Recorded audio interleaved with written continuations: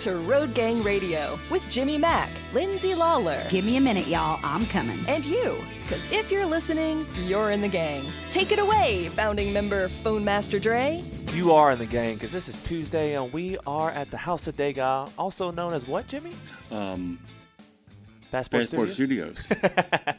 Also, I'm like, well, what is the other name for the Degas house? I'm like, what is the other name of the Degas house? Oh, you meant the building that we are in is the Degas house. And, of course, this is all paid for by our friends at Fastport. Our next guest, by the way, was a suggestion of the president of Fastport, Brad Bentley, who actually made the suggestion. And Claire reached out, and Tina Atherall, who is the CEO of PsychArmor, joins us this morning on Highway to Health. We had a great talk, by the way, yesterday with Joyce Brenny. And we were talking about the St. Christopher's Fund's commitment to mental health, that along with all the other offerings that they have going on over there, they are making a deeper commitment to the mental health and well-being. And we talked about the implications of what that means in regards to stress leads to inflammation. Inflammation, of course, leads to the breakdown of the body in a faster form. We all break down. I mean, we're designed to break down. I mean, even the best of trucks after 200, 400, 500,000 miles, they all come, the wheels come off. That's what happens. But there's ways of kind of expanding the longevity of not only your engine, but yourself as well. And it's one of the reasons that Highway to Health here. Today's our maintenance day in many ways, along with it being Veterans Day. And Tina, can't thank you enough for making yourself available. Good morning to you. And how is this Veterans Day treating you? Oh, good morning. Well, I absolutely love that introduction. So fun. I can't wait to hear your guest from yesterday.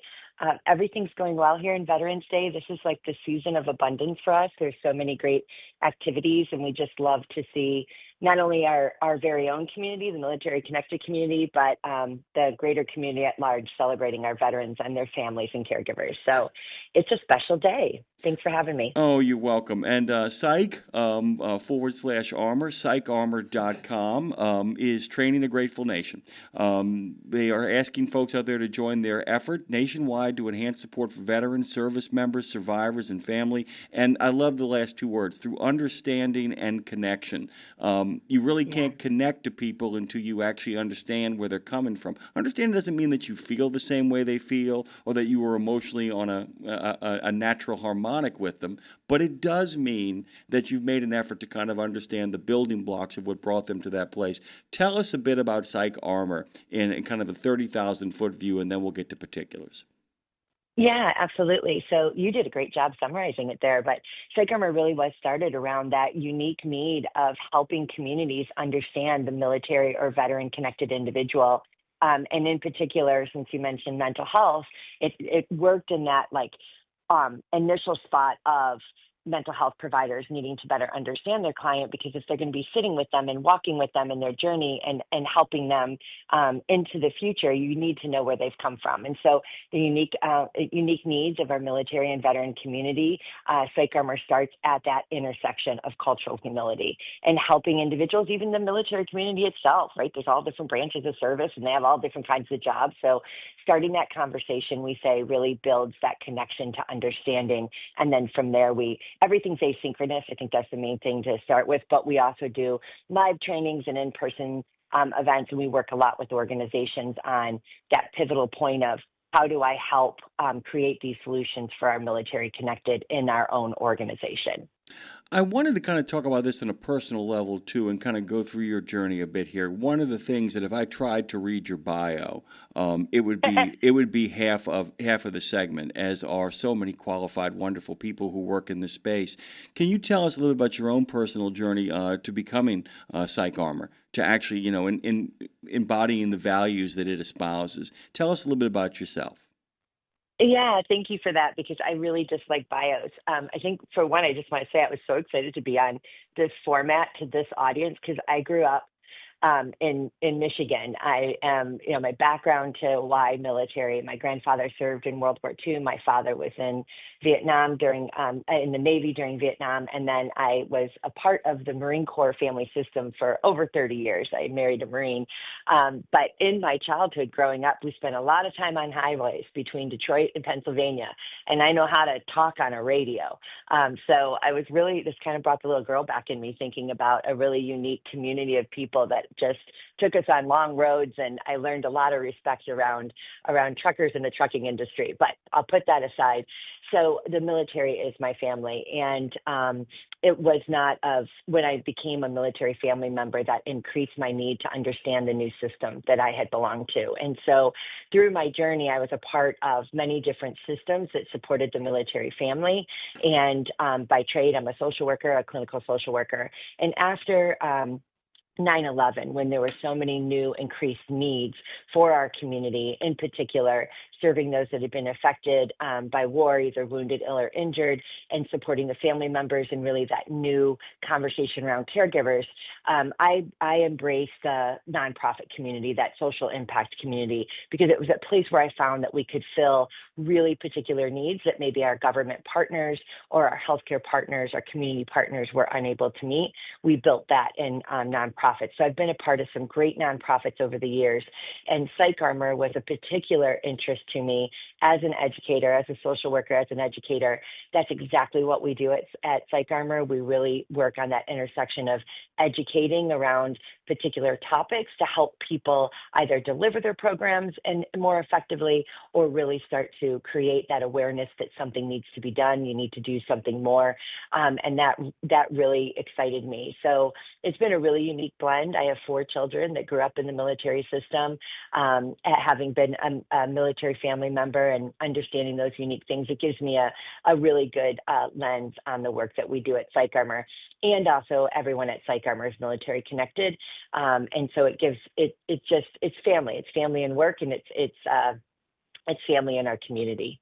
So much of what we focus on here, you guys play a large part in the kind of world that we're focused on with veterans. Our friends over at Fastport do the same thing. Is that you brought up your family, and the idea that when a member of the family, in fact, is serving, and they are an integral part of the family, meaning they're at the home a lot of the time, is that both the people who are not serving, but serving in what I call the satellite function, the support network for the men and women who serve, and for the person who serves, it's so important in a household that both sides of the household understand what it is mom or dad does, or what it is that the son does, while at the same time that the son or the service member in any form or fashion understands what the civilian rhythms of life are. In many ways, you guys kind of almost apply what a healthy family does to make a functioning world for the service member and the service member for them, and you apply it to the workplace. And you can always correct me when I get this stuff wrong, but it's about creating an atmosphere, a workplace, a home place, a world for these people to exist in that acknowledges the structure and rhythms of both sides of the equations, so that we can both accommodate people when they come home, but at the same time accommodate people in the workplace as well. Can you talk about the factors that go into establishing that well-being? Because if the atmosphere and the environment and the workplace and the home place have those factors under consideration, then they can either be mitigated or amplified. So talk about the factors that contribute to an overall well-being. Yeah, absolutely. And thank you for that. And thank you for not honing right into mental health or behavioral health, because sometimes that's where people want to go, right? Like they want to talk about, well, so what are these things we know about that are risk factors for the military and veteran community? And exactly where you went is the conversation that we want to have. And that's really around the well-being domains. It is that entire system. It is not just about the individual. It's also about everybody in their system. And one of the things that I always kind of hung my hat on is I worked a lot around this big grand challenge of eradicating social isolation. And really my look at that was when we are isolated, when our connections are fractured, when we continue to create this big, huge gap between ourselves and others, we're not well. Many things happen within that. So the reverse to it is well-being. And you defined it perfectly. There's multiple things within that well-being paradigm, and that's or the domain, and that's your physical well-being. I think for your industry, sleep, right, has probably become like a kingdom. Really good topic. It is the kingdom. It is the kingdom that most people don't understand, that they don't just need, but they need to go to and be excited about the world that they create inside of their sleep, because it is where everything processes and comes out the other side. You want to be a dreamer, and I mean that literally. You that's want to important. be a dreamer. Exactly. I love that the workplace industry is starting to focus on this. My youngest son has chosen a path of service, and he's in a fire service program. And he was so excited to come home and tell me one day that they're changing the way that the alarms go off in the firehouses so that they're not so alarming, right? Like they're going to wake you up. You're going to get to the fire, but it's not that dopamine, like, oof, gotta go, right? And so I think and also knowing how shifts are changing. I was with a special forces individual a few weeks ago, and he was talking about selection process on how they were embedding this into this physical well-being. And I think many industries and workplaces understand the word of nutrition, some better than others. I'd like to wonder how that translates to your industry, because you might be working on long roads that are food deserts. So how do you bring in nutrition? But that overall, like, physical well-being is, you mentioned inflammation before as the guest before. Like, I am just obsessed with the conversation around inflammation. There are some great people that are doing some enhanced testing around being able to see PTSD levels based on inflammation levels. So can you imagine, like, now you can take this out of your head and understand it in your body, which, and back in the day of beginning as a clinician, I always be like, well, mental health is just like diabetes. You take your medications for diabetes. So anyways, the physical health part of it is a really big thing. And then obviously your mental health, your cognitive well-being, that engagement, that mental clarity, cognitive flexibility, cognitive health. And I think this is something, as we look at the aging and longevity, it's not, oh, we're going to lose our cognitive health. No, what are those things that kind of even go back to that physical well-being that are going to help us longer? And when I would think about, in particular, what we would want people to know around, if you're a military individual, veteran, is like, what might some of those occupational factors might have been a risk or a strength for you within military service? Because there's a lot of things in strengths, right? That mental health, that mental mindset, that real health perspective that they have in the military can really help in that longevity.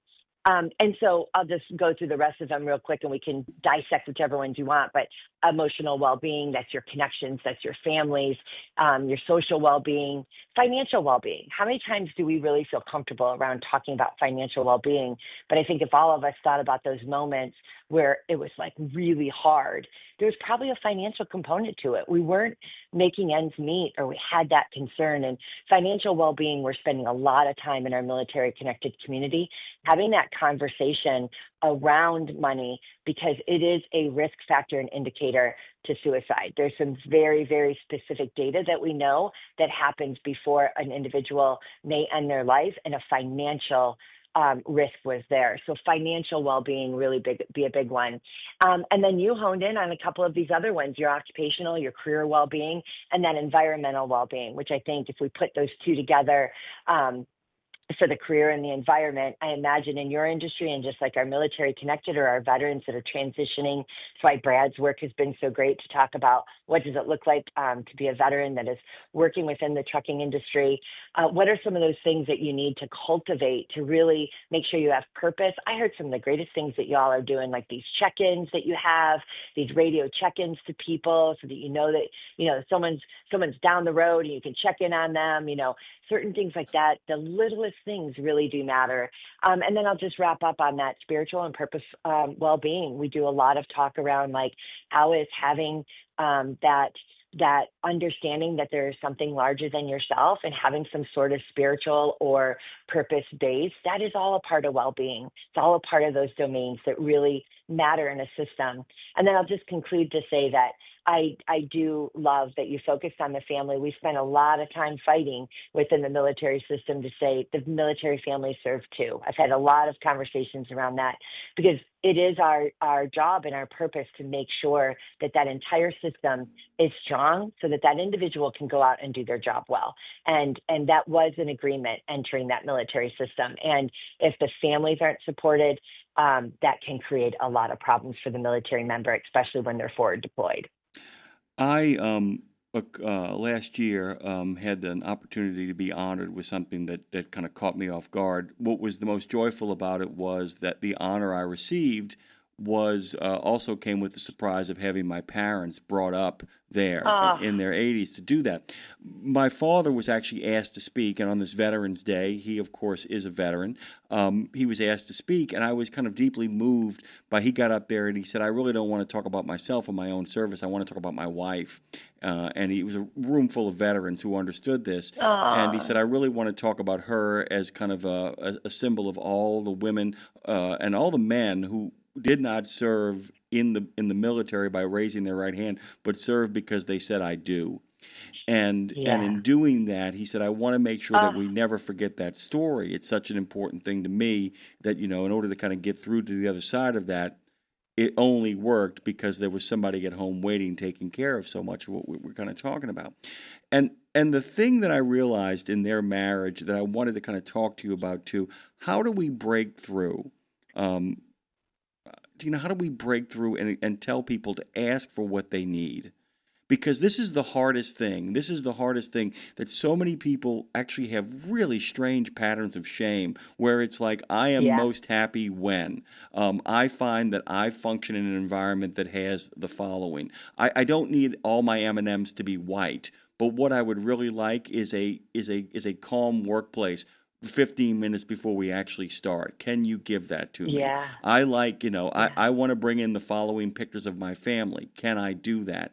How do we teach these veterans who are so used to being given orders and simply moving towards the principle of the objective? How do we give people permission to ask for the little things they need that in their accumulation become the psych armor against all of the things that prey and press upon them? Yeah. Oh, gosh, that's a great question. And also, could you please write down that story about the I do? Oh, my gosh, I think that every military family needs to hear exactly that narrative. That was so beautiful.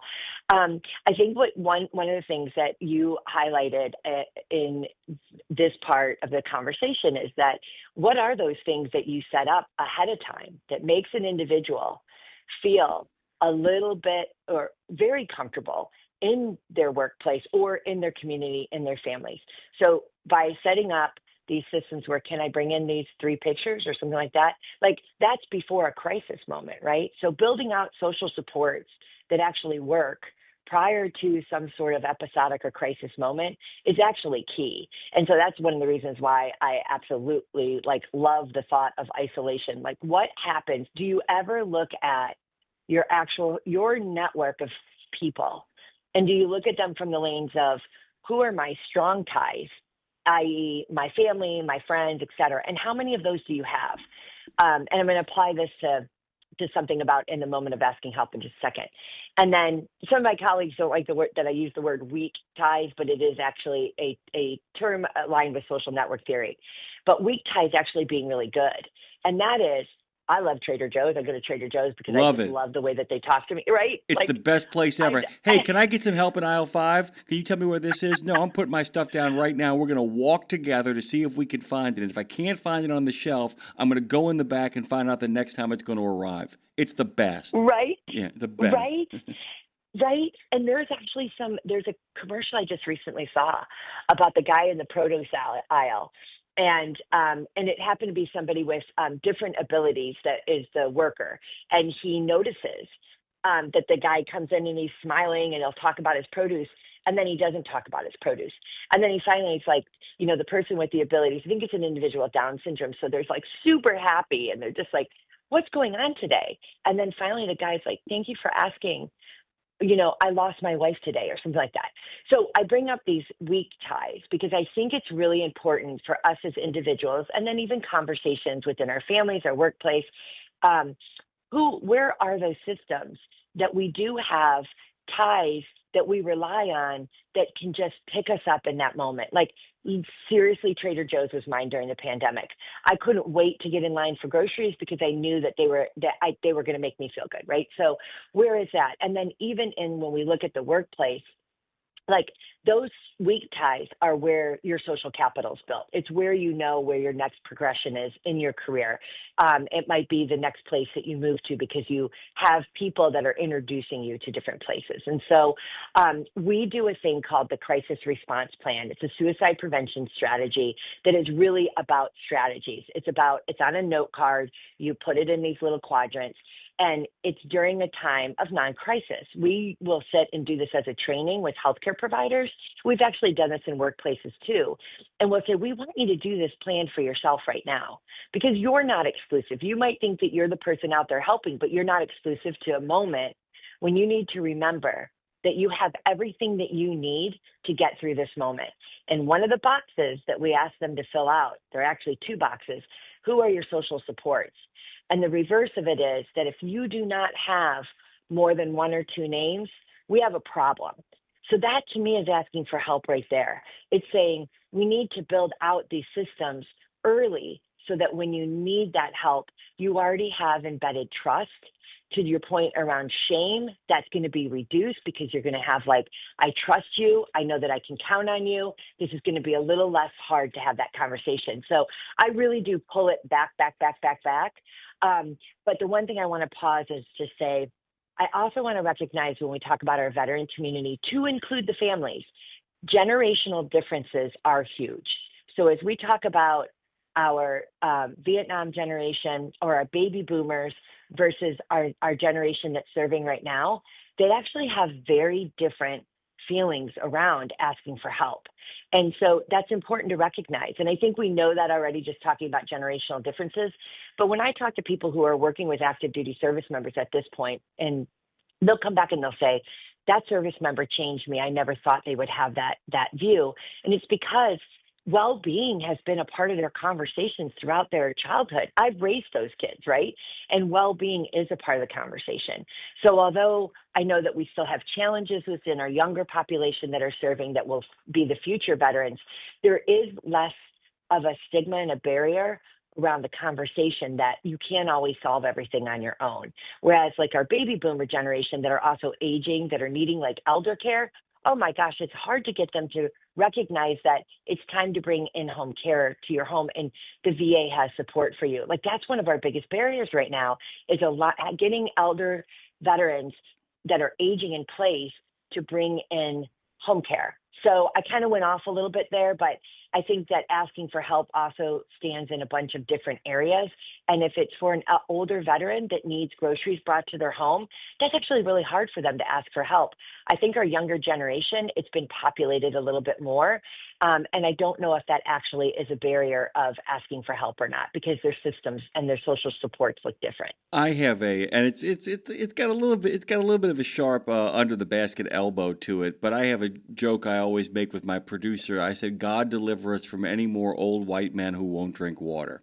And what I mean by that is there's a whole generation of men who grew up in the 40s and 50s who are still with us. Yes. And in all fairness to them, a lot of them didn't drink water because we know what the water that came out of the pipes was like when we were growing up. I mean, I grew up at a time period where we finally got to the point where people were comfortable enough to mix Kool-Aid into tap water, and then filters and all that kind of came out.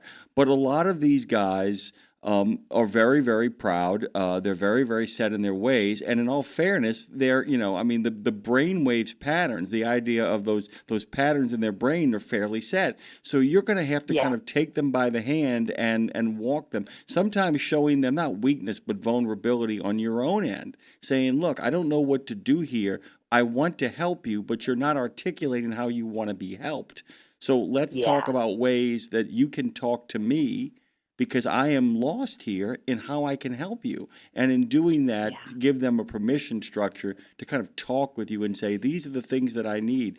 And I love to tell older people this too. There's no ledger that's being built up here. And if there were, I can never repay the debt I owe you. So get busy cashing in your chips is also the kind of approach, right? Yeah, well, I think what you just identified there is at the core of even what we do at PsychArmor. It seems like there's this big thing that we do around, bridging the military divide, but really it is educating at the baseline level so that you know how to ask the next question. And so like our 15 things, which is our staple course, and it just hit its 10 years this month. We're celebrating that. It starts off by just how do you ask, have you served? And I bring that up because we know that was a barrier to getting either a military member or a veteran member to ask for help. Because if you're active duty military and you say, are you a veteran? They're going to say, no, they're not a veteran. So communication strategies, and then how you just identified asking that elder veteran or the aging veteran, like, how is it that they want help? It is truly communication strategies. And, any tool that you can have that will help with that, I think is superb. One thing I don't want to miss on either is one of the things that you mentioned way back about the workplace. There's the former CEO at WD-40 had a great view on workplace happiness, and he said he would change the world by creating a happy workplace, because if people were happy at work, they would be happy in their families. They would go home, and then that would just amplify. That would be that catalyst: happy work, happy home. And I think that that's just so true on everything that we do in creating that environment, and also understanding that happy means something different to each individual. So identifying what that means is also key. Going back to your what do you need to be, what kind of support can we provide you, and what does that look like? So it all comes down to communication. Dr. Tina Atherall, by the way, is the whirlwind. She is the CEO of PsychArmor, and we are out of time. I wanted to ask you very quickly what events or things you guys have coming up that you want to draw attention to, other than sending people to psycharmor.org. Yes. So, really, the event is that 15 things. So we are spending a lot of time delivering 15 things veterans want you to know, either live or, again, since you can get it asynchronously. That is our premier work right now. We do have some in-person things that we're doing locally here in San Diego, but we would encourage everyone to take a look at that course. It really does dive into a lot of the things that we talked about today. PsychArmor.org, by the way, and my wife, although I'm currently in New Orleans, we're not too far from your neck of the woods. We're over in Santa Clarita, California. It is great to have you on. Promise me you will find time to come back so we left so much on the table. We can get into particulars for another time. Promise me you'll come back.